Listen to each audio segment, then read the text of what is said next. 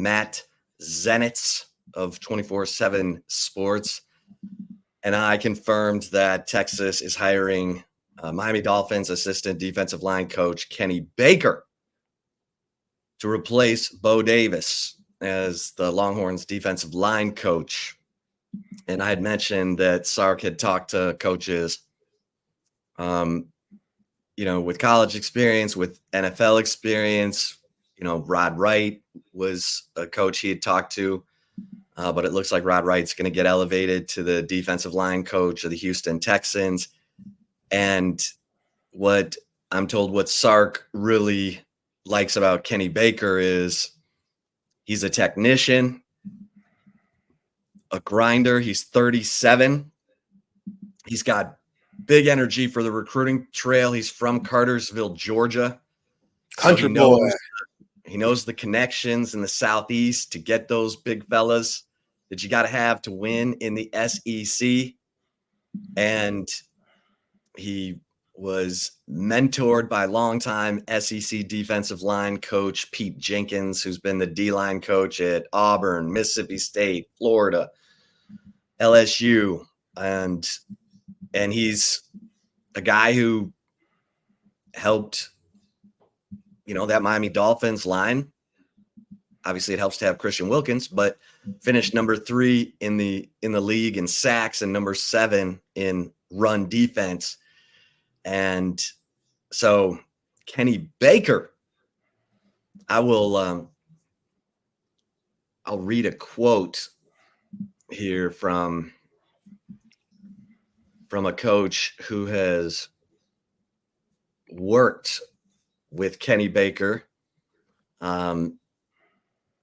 Elite teacher, the coach said. He's from Georgia and he's going to recruit hard. And as a coach, he's elite and has gone through every level of college football and worked his way up. He's earned it. And he's now a hot name because of his work with D'Angelo Malone, who Kenny Baker helped develop at Western Kentucky. He was at Western Kentucky for 3 seasons before he went to the Miami Dolphins in 2023. And D'Angelo Malone was the Conference USA Defensive Player of the Year and was a 3rd-round draft pick of the Atlanta Falcons in 2022.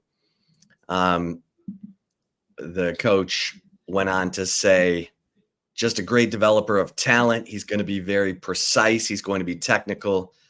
And I think the talent development is the biggest piece with him. That's what they got, an elite developer of talent, an elite teacher. And he's a monster on the recruiting trail nonstop.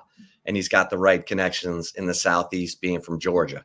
So, look, Sark's philosophy he's shown us with the hiring of Chris Jackson, the receivers coach, and now with Kenny Baker is, look, if you're going to try and attract NFL caliber talent, you got to have coaches who've helped develop NFL talent and knows, and knows what it takes to make it in the league.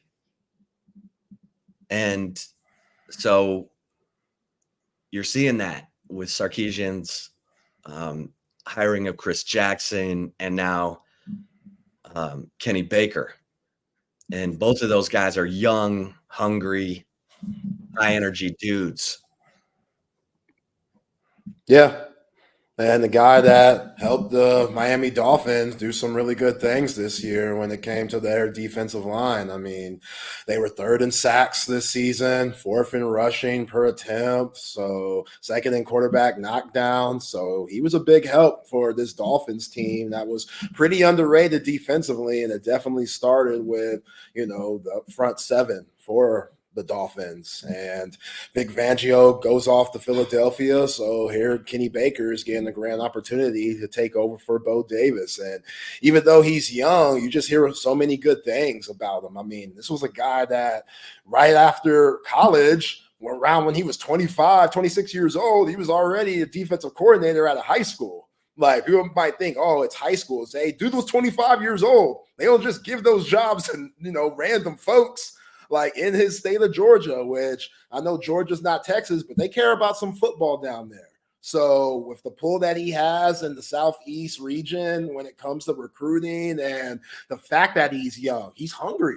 Like, he has a trajectory. He sees that this ain't the final stop for him, even though if he does well, I'm sure Texas fans will want to keep him around as long as possible. But this is a guy that probably wants to be a head coach one day. And we've heard Steve Sarkisian say he only hires guys that want to be future head coaches, guys that want to keep going and take off in their career. He loves those guys because he was one of those guys, and he understands the grind and the hunger and the work ethic that it takes to be a good coach at this level. And Kenny Baker, I think, understands that too. So I think it's a good get. We've been waiting for this for about 2 weeks or so, and we've been hearing just, different chirpings on it's going to be an NFL guy. I like an NFL guy that's been around those big time stars that were getting paid some serious money, but also he knows the college game too. He knows, what just the ins and outs of recruiting and coming from Mercer and Chattanooga and Western Kentucky.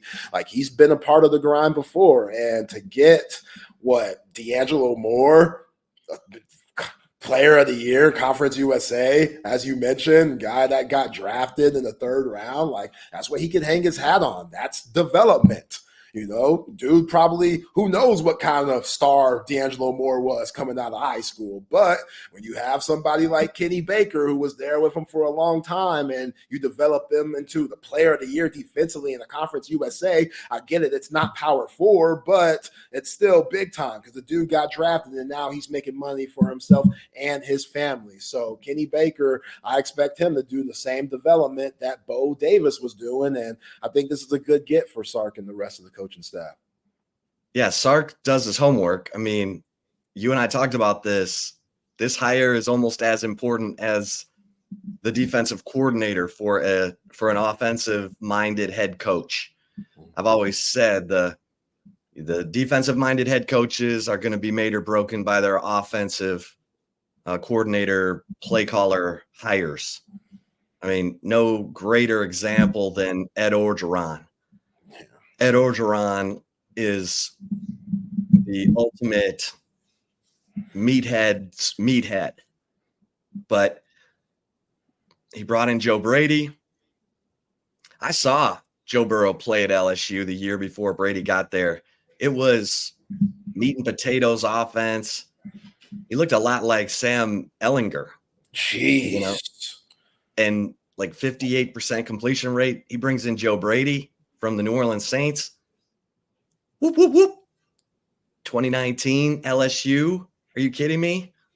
Yeah. With Joe Burrow, Jamar Chase, Justin Jefferson. I mean, Texas fans saw it up close and personal right there in September. And Texas played a one-possession game with those. If I say 3rd and 17, Texas fans are like, oh. The way that he stepped up in that pocket to make that throw, like, he has some serious toughness about Justin him. Jefferson. Yeah. Joe Burrow has some serious toughness about him. And I'm not trying to knock Sam Ehlinger, but if you have somebody the quality of Joe Burrow and you're running a Sam Ehlinger type offense with him, dude, you deserve to get fired. Like, you deserve for that team to move on from you, because that guy, #1 pick, when he's healthy, he's a top 5 QB in the National Football League. Like, come on now. Come on. Yeah, I love Bam Bam Sam, but his name's Bam Bam Sam for a reason. Oh, yeah. Yeah.